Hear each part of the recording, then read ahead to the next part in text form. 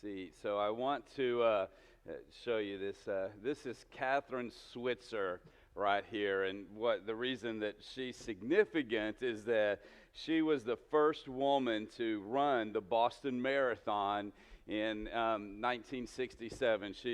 She had to register at that time using only her first initials because they didn't let women run the Boston Marathon or run any distance race. In fact, even the Olympics at this time, women were not allowed to run the marathon. So she sort of had to do it, and then she ended up being assigned to. So from now on, if ever for the entire history of the Boston Marathon, no one gets that number but her. Like she could just walk up any day at the race day, and they would give her number 261 because that was her number that day. And it was a pretty big deal, and no one really knew that this lady was going to run until the race started. And in fact, there's this famous picture of this guy, I keep forgetting his last name, Simply, and he's the race organizer. And in fact, multiple times he tried to physically stop her from running, tried to rip her number, and in fact, he ended up ripping one of the things. This is actually her boyfriend at the time, and he's a hammer thrower, not like a hammer, but like the hammer, the big thing. And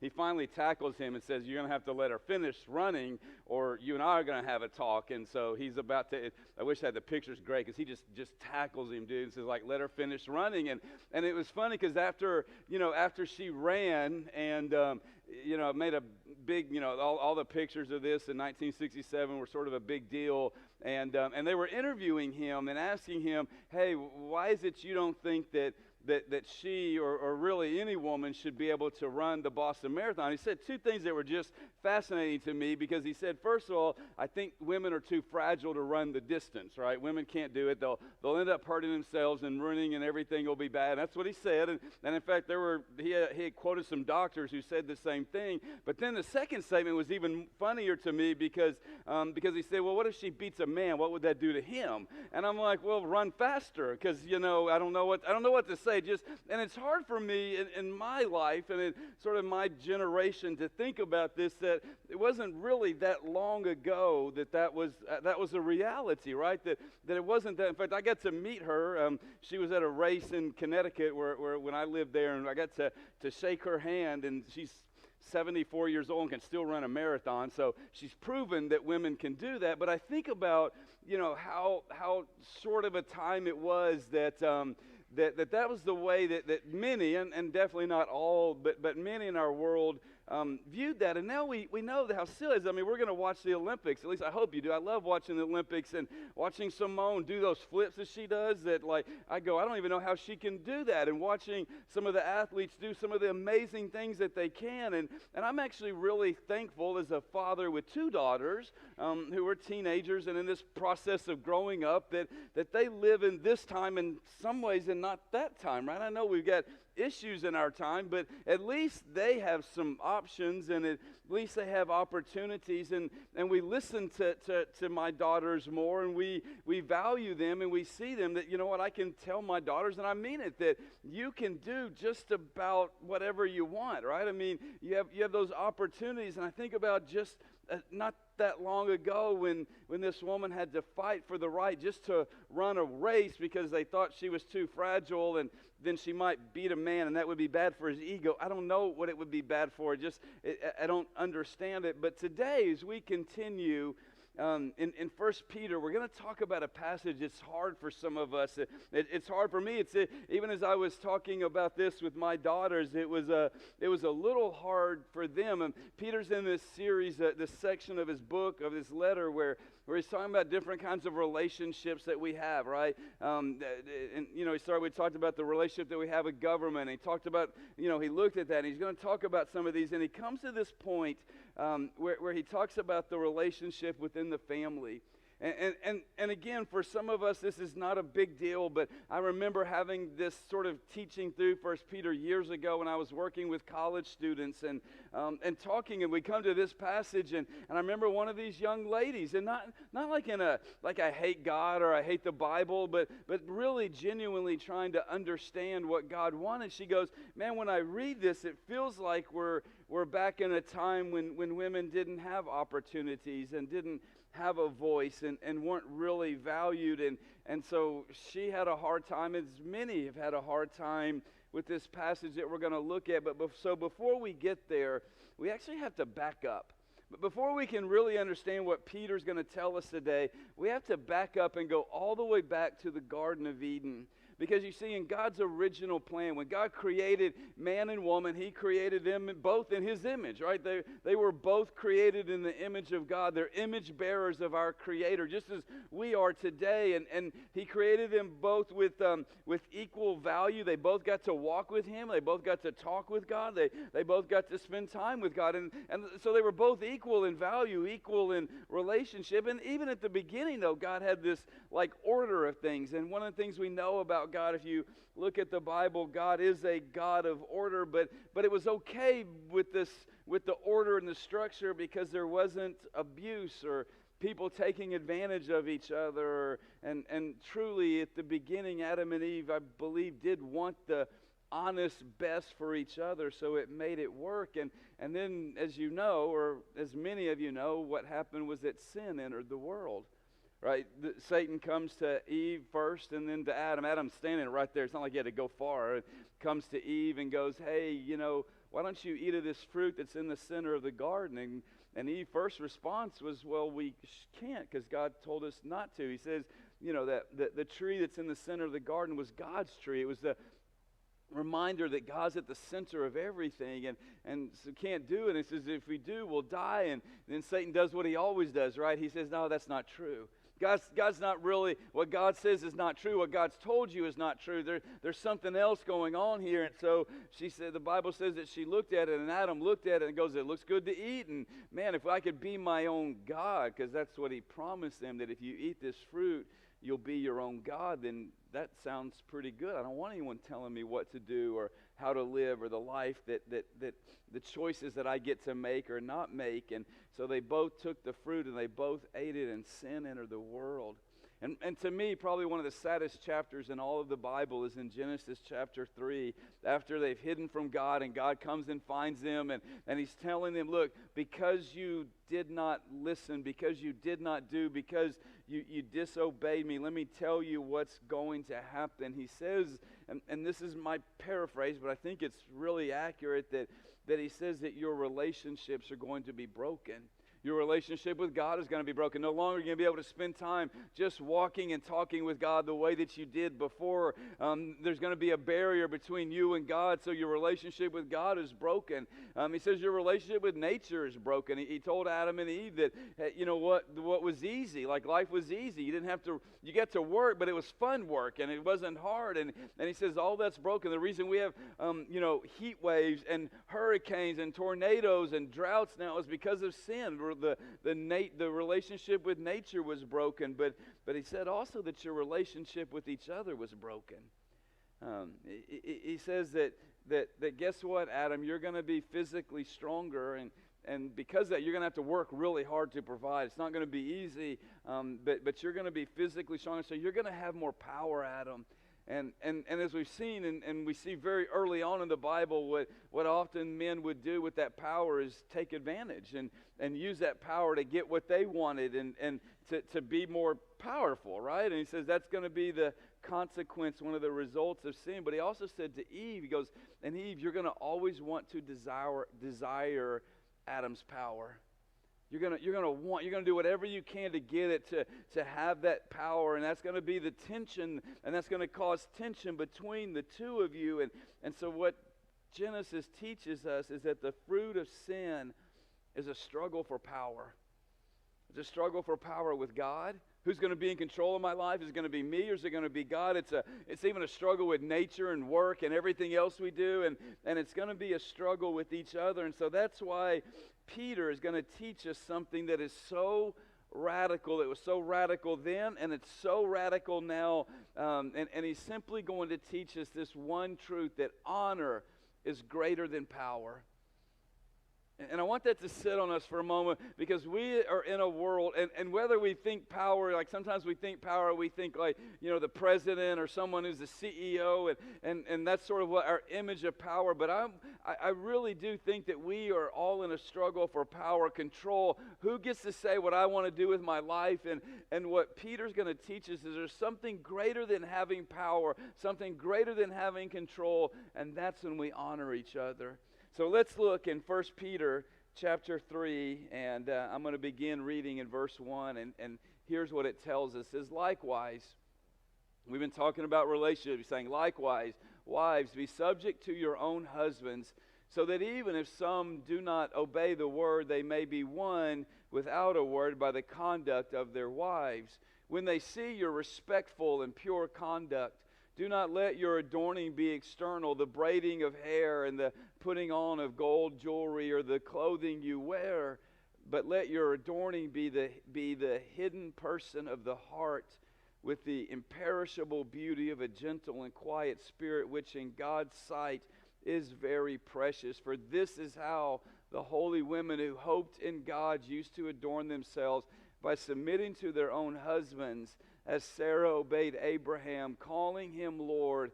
And you are her children if you do good and do not fear anything that is frightening. Now that is a mouthful, isn't it? Like I said, let me just say, this makes some of us uncomfortable, and there's much in this passage and more than I have time to unpack today. But I think if you look at everything that Peter's saying, it boils down to one question that he's asking of the women of his time, and I think even women today who are seeking to follow Jesus. And the one question that he is asking is, what do people see?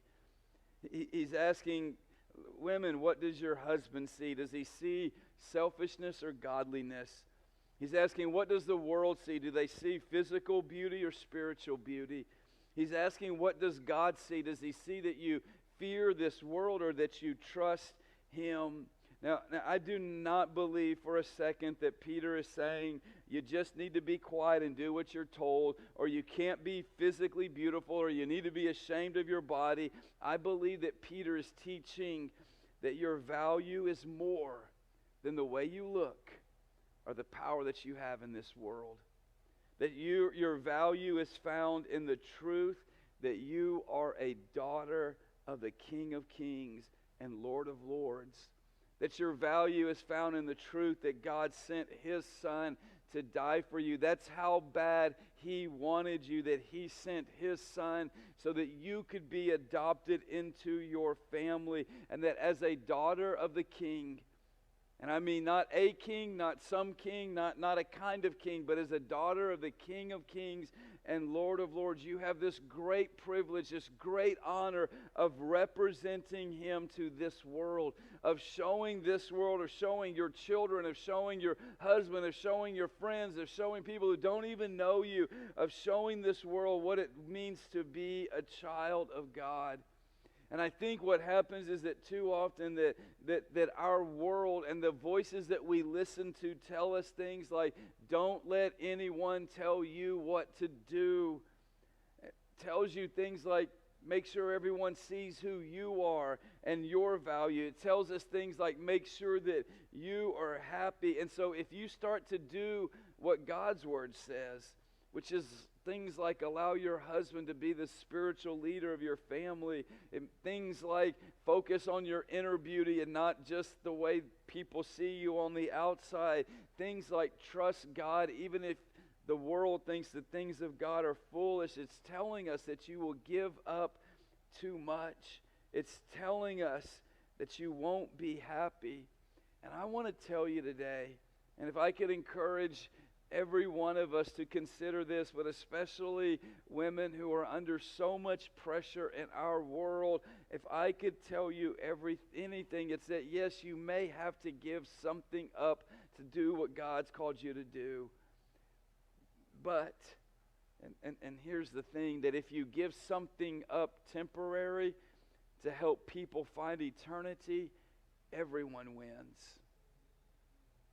And I don't think this truth applies just to women, but that's where Peter's starting, so we're going we're gonna start there. I think this applies to all of this, that if we'll give up something temporary, like power, like control, like thinking I have to make every decision for my life, and if in doing so I help people find eternity, then everyone wins. God is not going to abandon you or forget about you or let this world run you over if you are willing to say, God, my life is yours. I give it to you. I trust you. I'm going to live the way you want me to live, because if I can do that, then I can help point people to you, because it's all about you. And when we do that, everyone wins. And so the first thing that Peter does here is he asks the women of his church, the churches that he's over, and I think he asks women of our day today. He says, what do people see when they look at you? But Peter doesn't stop there.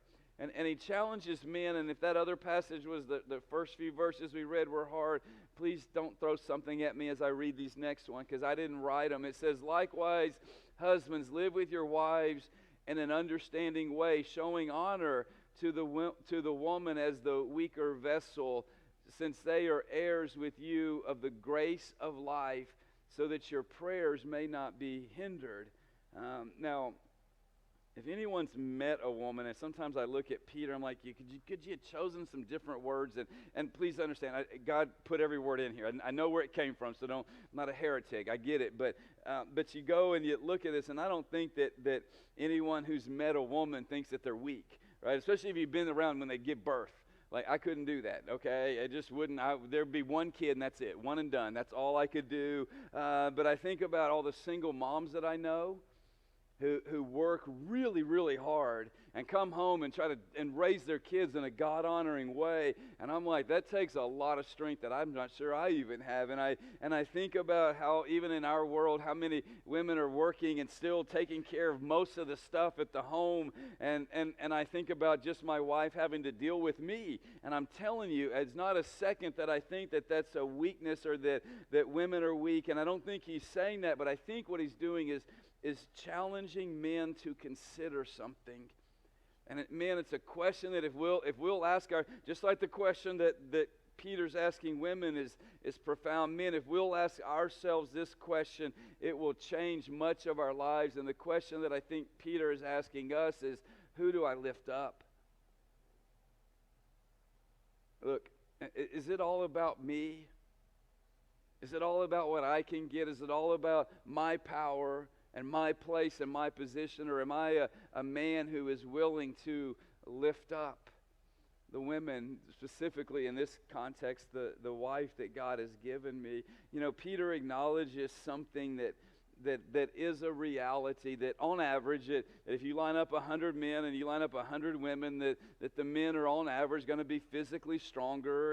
And so because of that, and especially in his world, it allowed men more often than probably we want to acknowledge to take advantage of women. And there were very few protections, and there were very few options, and there was very little recourse for that. And so what Peter is saying is so radical to them, and I believe to us, because he's saying live in an understanding way. He's saying, can you see things from the perspective of your wife, man?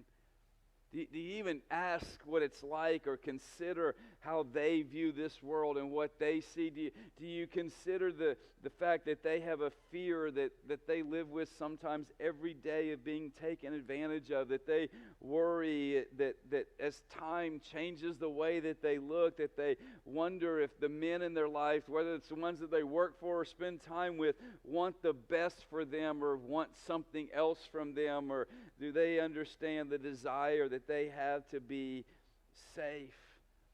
And Peter's challenging the men of that time, and I think the men of today, to ask ourselves, are you paying attention? Are you listening to your wife?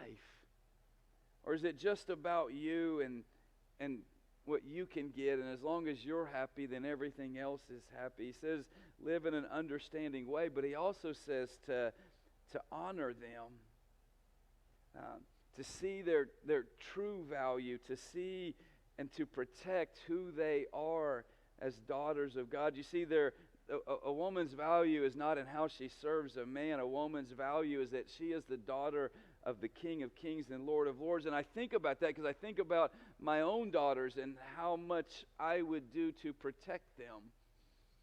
Like, I've got friends that have lots of property with backhoes, and I can dig a hole. I've told them, if you see me digging a hole, just don't come out, right? Because that's my daughters, right? And I would do just about anything to protect my baby girls. I would do just about anything to keep them safe, and how much I value them. I think about all that I want for them as they get older, and how often I talk with them about guys and the kind of guys that they're going to date and the kind of guys that they are attracted to, and how important it is for me that they find the right one. And I even think about what I would do if they find the one and then he ain't the one, and then all that.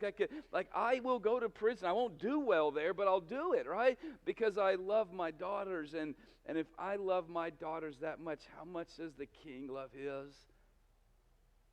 How much does he want the best for them? How much does he care for them the way that God's called me? And so, you see, we do not honor women, he's telling us, because they are weak. We honor them because they are precious to their Father. And he's challenging us, men. Will you honor your wives because they're precious to me? And in fact, he goes really far, doesn't he? Because he says, don't expect me, God, to listen to your prayers if you're not honoring your wife. Those aren't my words. Those are his words, right? He's saying that, listen, guys, do you understand that if you're not willing to be understanding, if you're not willing to honor your, when you come to me and you ask me for something, don't be surprised if I don't even listen to you because of the way you're treating my daughter. Because the way you're treating my child, that I sent my son to die for. You have all the power, even more so in that time, right? You have all of it, so why would you think that you're going to use your power just to get what you want and then come to me and ask me for something? No, I care. My daughters are much, much more important than that to me. So here we have Peter talking about some stuff that's pretty big, right? I mean, and I love the way he does it because it's very practical and it's very big and it applies across all times, doesn't it, right? I mean, it's nothing's really changed. He's asking the two questions, right? Ladies, what do people, when they look at you, see? And he's asking men, who are you lifting up? And really what I think it all comes down to is this one idea: does your marriage help people see Jesus? Because if I'm lifting up myself, who are people seeing? If I'm drawing attention to myself, who are people seeing? If it's all about me and the struggle to be, who's going to be more powerful and who's going to be in control, who's going to make the decisions, what are people seeing? And he's saying, God, wives, in the way that you treat your husbands, and husbands, in the way that you treat your wife, do people see Jesus? Our most important earthly relationship should be a reflection of our relationship with our Creator. And so I want to ask you two questions that come from the two questions that I think Peter asked here, and or challenge you in two things, not two questions, but challenge you to make your relationship with God your highest priority. Can I tell you, the best thing that you can do for your marriage is make your Creator your focus. The best thing that you can do for your husband, the best thing that you can do for your wife, the best thing that you can do for each other, because there is nothing stronger than two people who are seeking God together. So how much time do you ask your Father, Dad, God, what is it that you want from me? When I'm afraid, when I don't get my way, when I'm mistreated and misunderstood, when I seem to be out of control and other people have more power over me, God, with my time, with my talent, with my treasure, God, what is it that you want? What would it look like for me to give everything that I have to you? And maybe we need to ask ourselves, look at ourselves and say, is my relationship with God truly my priority? I think one of the things that we do as Christians that I understand where it comes from, but I think it's so misguided, is that we focus so hard on being really good people and making sure that we're not doing wrong. And we forget that God just says, would you stay close to me? It's why it's important that we read Scripture. It's why it's important that we worship. It's why it's important that we have friends that encourage us in our faith. It's why it's important that we serve, because we need to fill our lives with the things of God so that when pressure and difficulty and challenges and fear and all that come up on us, and they will, that what comes out is just Jesus. It's just Jesus.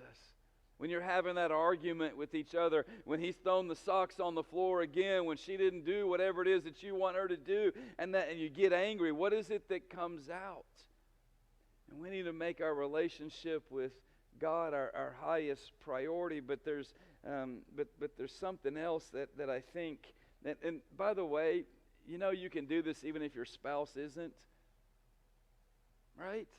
And that's the point. That's the point that Peter's making, is that don't make it all about you. Make it all about God and let God change you. But then he goes on to something else here, that which is to focus on building each other up.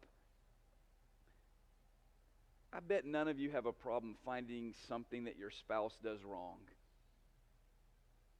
I bet if I gave you a piece of paper and said, write down 10 things you don't like that your spouse does, that most of you could fill it out pretty quickly and turn it in, couldn't you? Some of you are laughing. It's like, I gave you the list this morning, honey, and you didn't listen then. And I get it, right? The things that they don't do, the things that they always do, the things that I hate when you do this. And we're always, here's the problem.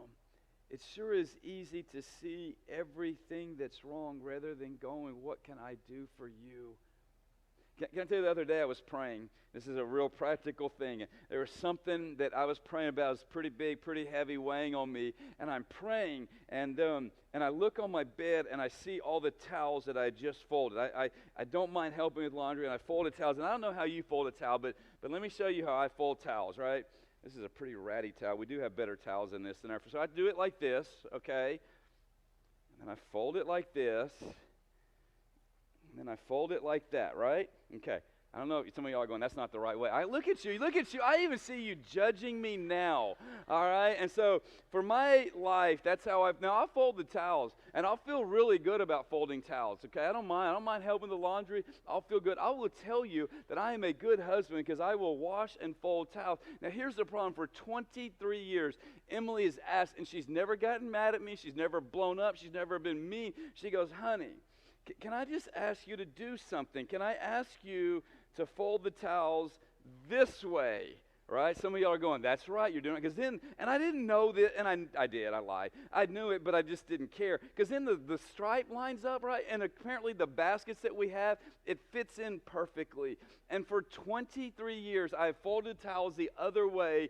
And because, I do all the good stuff. Why can't I fold towels my way? And she would every now and then just really I don't know why she hasn't blown up and thrown something at me, but she's just been real, hey, honey, they fit a little bit better. And I look, and so here's the other part, because when you put them in the basket, why would you do it? You got to sort of shove the other way. You got to shove it in like that. So this is what the towels look like in the basket. And I am praying, and I'm asking God to do something for me.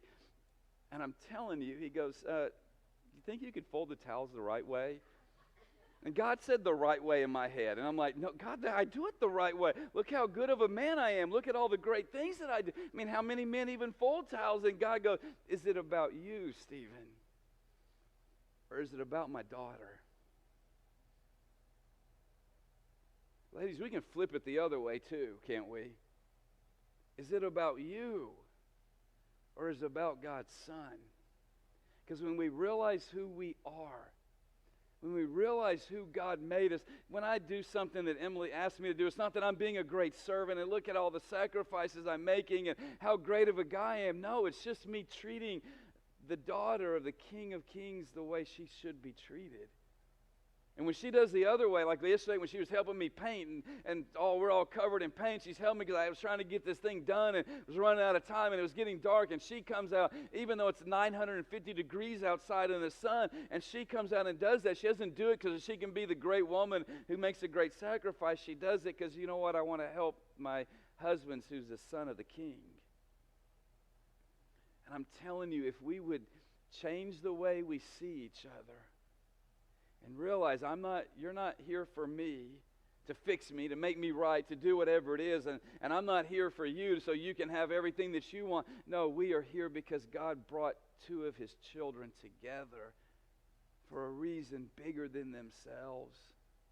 And again, you realize these same principles apply if you're single or if you're dating. It applies in how we treat our children and our parents and how we treat our coworkers. You realize the principle is always the same.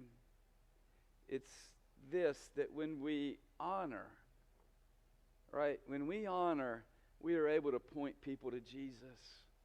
That may be our husband or wife. It may be our children. It may be our friends. It may be our coworkers. But when we fight for power, you know what we end up doing? We end up destroying everything. And so let's take the time and say, how can I honor? Men, how can you honor your wives? Wives, how can you honor your husbands? Parents, how can you honor your children? Bosses, how can you honor your employees? Employees, how can you honor your boss? How can we honor?